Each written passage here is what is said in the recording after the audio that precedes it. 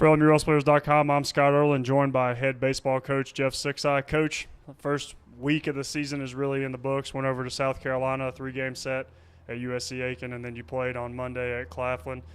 Lost 2 or 3 at USC Aiken, and then you get a big win over Claflin on Monday. Kind of how did you reflect on the first week of the season? Yeah, I think beneficial for sure. We saw some good things in all 4 games, things that we can build upon, and then a lot that we have got to correct in order for us to be what we can be. First, the series at Aiken, starting pitching was absolutely outstanding.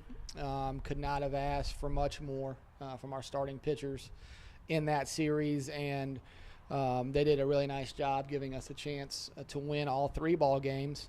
Unfortunately, in game 1, the story, we lost 2-1 they scored 2 in the 9th to beat us, and credit their hitters for standing in there. They getting their first 2 guys on base and hit by pitches and grinding out a win, and they got a hit and they beat us. And I think the casual fan might point to the 2 hit batsmen at the beginning of the inning to start things off for them, which can't happen. But the reason we lost the game is offensively we didn't produce well enough. We struck out 16 times in the game, and don't want to take anything away from Aiken's pitchers. They did a great job, but you can't strike out 16 times in a game. I don't know.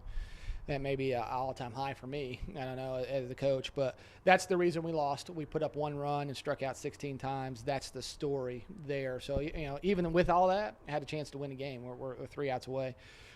Game 2, again, great starting pitching from Joe, and we're able to produce. Still struck out too much in game 2 for my liking, far too much, but we're able to get some big hits. Mason Ewers had a huge hit. Had struggled a bit, got a big knock in that game that helped us. And then Jacob Grannis came out of the bullpen and did a really nice job. Game 3 of the series, again, Dominic, starting pitcher, took a no-no into the 6th. I got the leadoff guy on and was at his pitch count. I think he was about 80 and gave up a hit and just weren't able to hold it out of the bullpen. Too many free runners, both walks, hit by pitches, errors, too many free 90s in the back half of the game, and ended up losing that one, and winning 3-0 in the 6th, and then just gave them too many freebies in the back half. And so you can make an argument that we're in position to win all 3 games. Didn't get it done. No excuses, no moral victories. We lost 2 out of 3, and that's disappointing.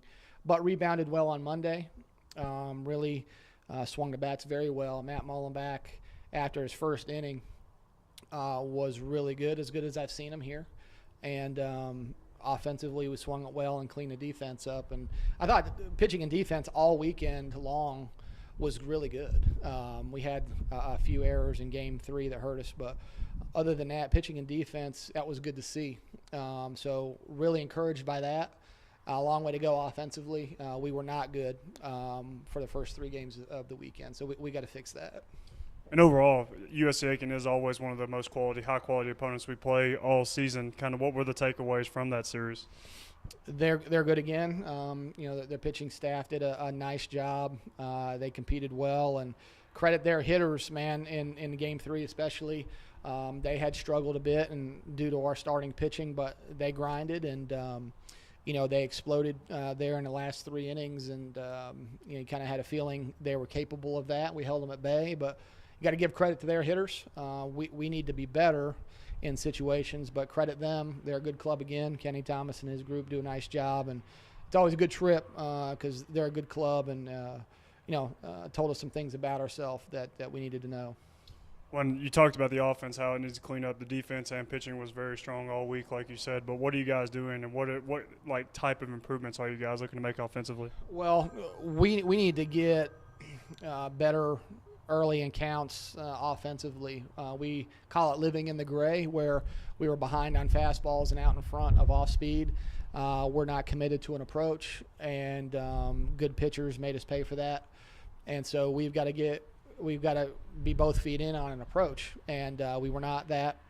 So those what we're going to work on this week, along with some other things. But offensively, we need to be more committed to the approach that is our program. And we lived in the gray for three days, and it's hard to produce runs doing it that way. And so we got to correct that. Well, you get to be home the next 2 weekends, starting this weekend against Ohio Valley, a 3-game series, next weekend against Lake Erie, of course. So first off, how exciting is it to open the new Lamar Hendon Field officially?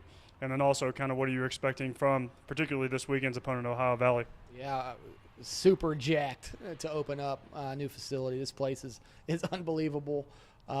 We are incredibly blessed to be able to have a facility like this. We do not take it for granted. Unbelievable. Ohio Valley, they beat us last year.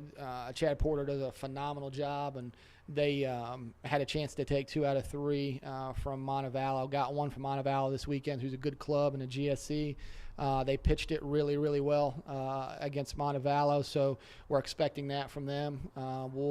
Another quality opponent that we're going to have it strapped on tight in order to compete. And looks like we'll play a doubleheader on Friday, and we're thinking about game 1, what we got to do to try to go out and win that game. But really excited to play here and to play them, quality opponent in our new facility. We are really excited about it. Yeah, and they're right now it's tentatively scheduled for Friday, Saturday, Sunday, but it looks like we are going to get some schedule changes. So stay tuned to LMURailsplitters.com for all that updated information. For Jeff Sixeye, I'm Scott Erland, and this is LMURailsplitters.com.